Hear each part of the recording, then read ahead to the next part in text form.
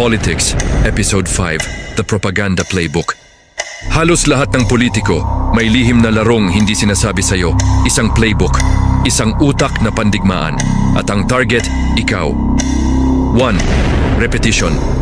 Ang tunay na propaganda, hindi kailangan maging totoo, kailangan lang paulit-ulit. Hanggang sa isip mo, maging totoo na rin. 2. Emotional messaging. Hindi nila binibigyan ng ebidensya ang tao. Binibigyan nila ng takot, galit at pag-asa. Dahil emosyon ang pumipili, hindi utak. 3. Simplification. Kompleks ang problema, pero ang ipinapakita, simpleng solusyon.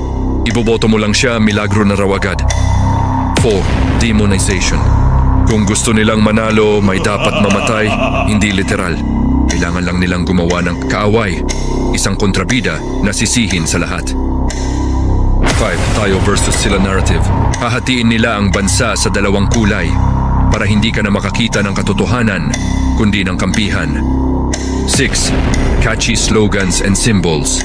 Minsan sapat na ang kanta, kulay o isang kamay na nakasign. Hindi na kailangan ng plataforma, basta may feels. Propaganda doesn't control your vote, it controls your reality. Sa susunod na eleksyon, sino ang may hawak ng isip mo?